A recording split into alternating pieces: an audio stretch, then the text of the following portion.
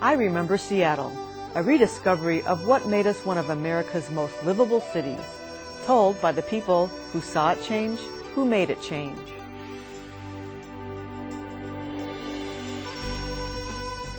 I Remember Seattle is hosted by Lowell Deo. Our commentator is historian Walt Crowley, and our guest is community activist Bob Santos, who remembers turmoil and triumph in Seattle's International District. Seattle is justly proud of its modern reputation for racial tolerance and cultural diversity, and no neighborhood better exemplifies this ethos than Chinatown and the International District. But it was not always so. Mobs of white workers emptied Seattle's first Chinatown in the 1880s. A second Chinatown was established in the early 1900s on the regraded Jackson Street area west of the city's new Union and King Street railroad stations. By then, Seattle was also attracting growing numbers of Filipino, Pacific Islander, and Japanese immigrants who filled the area's inexpensive worker hotels and built thriving communities.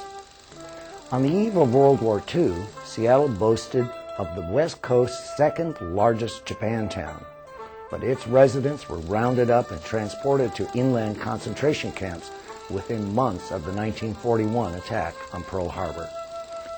Thousands of African American war workers took over much of their former Central Area neighborhood, while other Asians wore buttons declaring, "Not Japanese." The original Japantown never recovered after the war.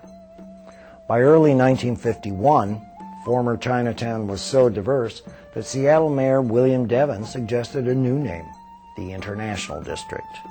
New wars in Asia added Koreans, Cambodians, Vietnamese, and Hmong to the melting pot over the next several decades. These groups did not always live in harmony, but they were often united by common enemies of racism, unwelcome development projects such as highways and stadiums, and official neglect of their community needs. Robert Santos was often in the vanguard of these battles. Here is a look at some of those turbulent days in Seattle through the eyes of Uncle Bob. If you find yourself lost on city streets that are guarded by dragons, kept company by fully cooked ducks that are hanging in storefront windows, if you're in a place where you can get dim sum faster than you can get a Big Mac, then you know you're in one of Seattle's most vibrant neighborhoods. But the International District almost faded away. It certainly would have looked a lot different had it not been for Bob Santos. Now Bob, or Uncle Bob as he's come to be known, is a small, wiry man who learned early on how to fight, even when his opponents were unstoppable, like angry developers, racism, even multinational corporations like McDonald's. Bob learned how to win. 69-year-old Bob Santos is an urban hero in his Asian neighborhood just south of downtown Seattle. He's also a walking history book. Okay, yeah, there's a lot of history in this building here. It's called the Eastern Hotel, and it was settled by a lot of Filipino immigrants at the turn of the century. So tell me more about your dad. Tell me about what it was like to grow up in this neighborhood down the street from the theater. Well, I grew up in the district. I grew up in a building, the NP Hotel, Northern Pacific Hotel. And my father was joined the U.S. Navy in the Philippines in 1919, and then he came to the United States in the Navy and became a professional prize fighter and settled in Seattle. And we lived in the NP Hotel in a room 9 feet by 13 feet with the shared bath and a shared toilet down the hall. And all our possessions were in the one room. There was a little closet. We had a hot plate, and the bed took two-thirds of the room. So our whole existence, our whole life was in this one little room. And that's how everyone lived in this International District area. Uncle Bob had a tough childhood. His mother died when he was just a baby, and his father went blind after years of boxing. Still, he remembers good times, too. When I grew up here, there used to be these leather chairs, easy chairs, along this whole wall and on this side here, much like this. And this was the living room for a lot of the tenants who lived upstairs. They'd come down here, and all their friends would be congregating here. We're talking about during the war years. Before the war, it was all Japanese businessmen. During the war, it was Filipino. Most of the Filipinos lived in this building here. So all these single males would congregate here and smoke their cigars and cigarettes and chew tobacco. And I remember the spittoons between every easy chair. That's how I grew up with these old guys telling jokes, making fun of little Bobby, Sammy's son. It was quite an experience. So was it like some sort of mating ritual? Well, it's mostly all guys. There were very few women here. The women that showed up here, of course, were the professionals that worked the hotels. I'm talking about the call girls. We grew up with them too, and they were very nice women, very young. They all wore perfume, and I fell in love with each one of them. But I was an 10, 11-year-old kid, and they'd pat me on the head and, say, oh, what a cute little boy. But I knew what their business was. Even then? Even then. Growing up in this community, you had to know what life was about. That little boy learned an even tougher lesson in the wake of World War II. My father decided that I would live with my aunt and uncle, who lived in the central area, at 14th and Spruce in Upper Seattle, central area, so that I could attend parochial school. And our first school in kindergarten and first grade was a missionary school called Maryknoll. 98% of the student body at Maryknoll were Japanese Americans. The other 2%, the remaining, were Filipino Americans in the neighborhood. So when the war started, the school was closed because the 98% of the student body were interned in the internment camps. Neighborhood was very heavily influenced by and populated by Japanese Americans in the pre-World War II era. They operated many of the hotels, they had a lot of the small businesses. Down at the Pike Place Market, they occupied the majority of the stalls down there.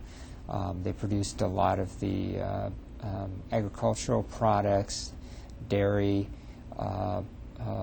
They're really at the core of a lot of the local economy. When they left, this area became depopulated, and so a large core of the Japanese American community vanished, never really to return. Bob was 8 years old when he watched the government evacuate his young Japanese American friends and their families. That left a lasting impression. Well, we called them the concentration camps. And so we learned early on that World War II, the Axis, or the enemy, were not only Japanese, but they're also the German government in Germany and the Italian government. They were the so-called enemy. But why was it that only Japanese Americans were interned? What about our neighbors who were of German ancestry and Italian ancestry? They were never interned. So we knew right away it had to be a colored kind of thing. So we learned discrimination at a very, very early age, and that sort of got us involved in trying to make things better for people of color, even at that early age at that time. Well, when Japanese Americans returned, I think first of all, they returned to a somewhat hostile climate in some cases because people, there's still a lot of racism afoot, and the notion of them returning, they were not fully accepted. Experiencing poverty and racism firsthand fueled Uncle Bob's desire to fight inequality. Now, I'd read when you had your first taste of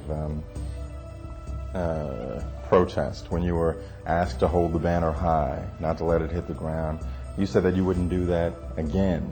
You wouldn't be a part of something like that again. But you stayed, and you went about changing the system within the system. What was the thing that made you say, I can do this, I have to do this? That was the was a protest sponsored by the Catholic Interracial Council. Oh, that was back in the 60s, and it was a November afternoon on a weekend, and one guy, his name is Walter Hubbard, was involved in the Central Area Civil Rights Committee.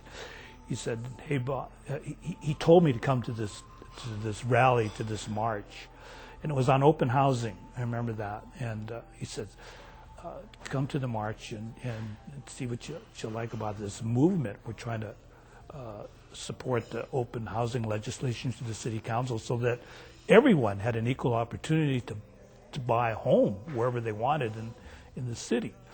And he had me hold one end of a banner that stretched across the sidewalk. And it was rainy, and it was windy, and it was my first demonstration, and we were holding this banner. It was like a ton. You were walking a couple of miles in the winter in the rain, and no one came to relieve me because they knew how tough it was. I mean, I'm the rookie. And so I said, "Oh, never again will I, march in a protest like this." But the next morning, here I am, front page of the paper, holding the banner, and I said, "Well, that's pretty cool." So I was hooked on protest. That rally marked the beginning of a lifelong career in political activism. It is not insignificant that the first person of color elected to the Seattle City Council was a Chinese American, Wing Luke. His 1962 victory inspired all minority groups, and he fought to advance the civil rights of all races. It was an uphill battle. Wing Luke championed creation of a Human Rights Commission and a ban on discrimination in housing, but Seattle voters turned the latter down by 2-1 in 1964. Seattle schools and neighborhoods remained segregated for another decade, and the International District was an all but official ghetto. Following Wing Luke's death in a 1965 plane crash, civil rights leadership passed to other, often more militant leaders. Seattle was racked by police brutality, inner-city riots, and racial violence in the late 1960s. But the climate began to improve in the 1970s with new equal rights laws and the election of progressive city leaders. As official racism and discrimination faded, new issues of neighborhood integrity, community self-determination, and social justice arose. The International District, Chinatown, Neo-Machi Japantown, Manilatown, was forgotten, ignored for many, many, many decades. And when the Interstate 5 freeway was built in the mid-60s, there was a little concern about, hey, we're losing people. People are being displaced because of the interstate highway being built right through the middle of the community, through the district. And it sort of woke up our activists and the business community and the property owners that this is a very valuable neighborhood. We have to, no matter what else happens to us, we have to fight to preserve the ethnic neighborhood. In 1973, King County broke ground on the Kingdome, a stadium that eventually lured 2 sports franchises to the Northwest. The county made the decision to build the stadium near the International District. It brought many of the students and the residents out to begin talking about their own future. There was a realization that the housing was very inadequate, despite whether the stadium was built here or not. Uncle Bob became a local leader in the fight to preserve his endangered neighborhood. When the Kingdome was planned and built, the activists came from the civil rights movement to help save the community, preserve the community for the pioneers who built the community. Even though we knew we wouldn't be able to stop it, it was a good opportunity for us activists to get our issues well known, because we forced the elected officials in Seattle and the county to address the concerns that we brought up in our rallies and our meetings and our demonstrations. That era also led to the formation of the group International District Improvement Association. or interim. Its goal was to revitalize and promote the commercial district. While the stadium, there were some folks who opposed the building the stadium in it, the kingdom in the site that eventually was built in, and that battle was lost. People used the energy from coming out on that issue to lobby the city and the state and the federal government to provide funding to support what was here. There was also a movement to create a historic district, so this became a specially protected historic district under the city. And so a lot of good things did come out of that period. Uncle Bob became the poster child for historic preservation, but not everyone in the neighborhood jumped on the bandwagon. So I get the feeling that this was not one big happy family. You all actually butted heads for a while with the Chinese contingent, Changhua. Has that been resolved? They have, the truth comes out. Changhua or the Chinatown Chamber, they have their own set of goals for their community. In the activists, we have more of a general goal, preserving this as a neighborhood. I keep saying that, neighborhood, neighborhood, neighborhood. There are other forces out there that would like to see a gate built to celebrate, say, the Chinatown core, and that's fine. They want to, the chamber and Changhua want to raise $800,000 to build 1 or 2 gates. That's their priority. I'm thinking of, what about those vacant buildings within that core that they want to promote? I would rather the money go towards renovating those buildings so people could live in those buildings rather than gates to promote the ghost town. Controversy over calling it the International District instead of Chinatown still stirs debate. There's some who feel International District is too genericized, that it doesn't convey the, what the neighborhood actually is in a way that really grabs people. And of course, there are sections of the neighborhood, Nihon Machi, the Japantown, that is still there. There's a core of property that once formed Japantown, but that's been changing. There's a little Saigon area that's merged. So it still continues to be a source of some friction in the neighborhood.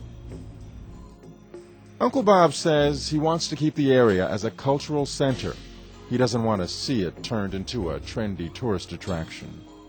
When we're preserving history like the Panama Tea House, the Panama Hotel, people come from all over to get a little bit of that past. They look at the photos on the walls of this establishment, and the memories come back, especially from the old-timers who used to live in this district, have moved out, raised families, and then when they hear about all these really neat historic photos in the Panama Tea House, they come here so they can reminisce about the old days.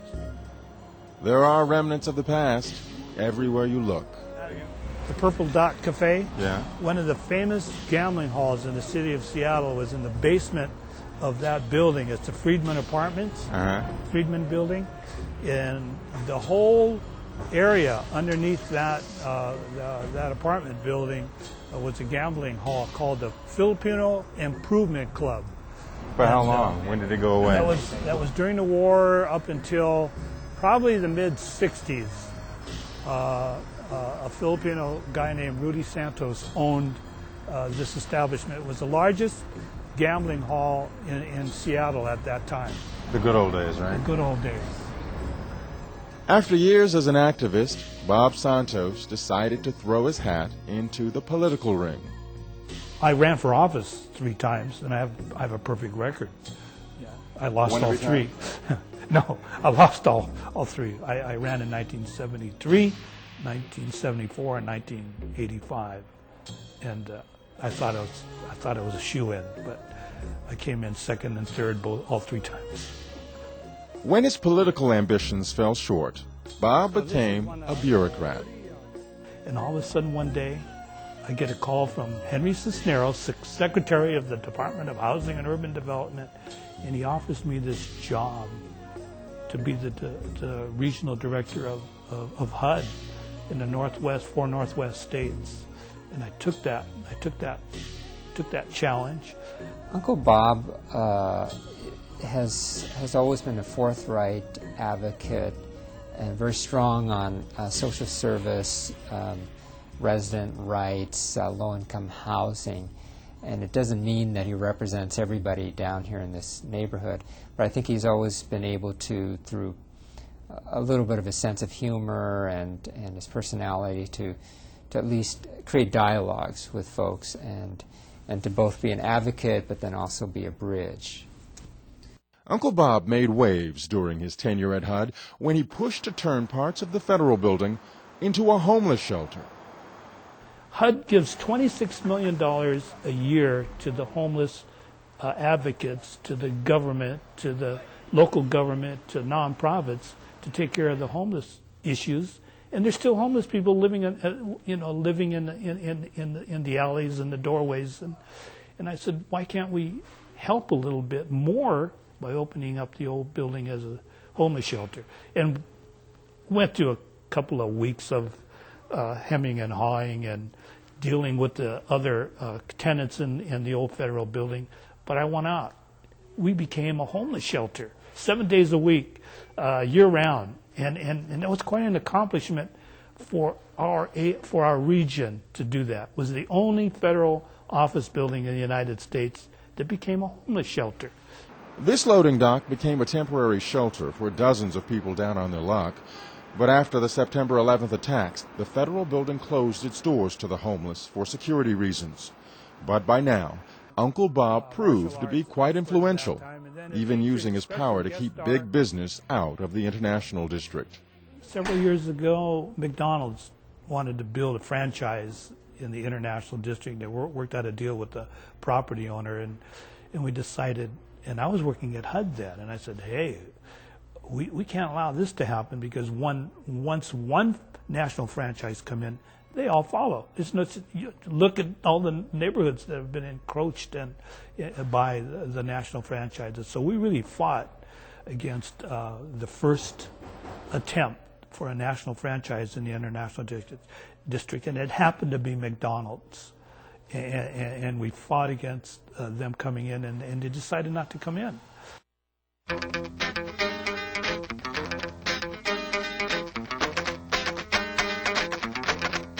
This wall here shows Bruce Lee and action photos from the movie Enter the Dragon.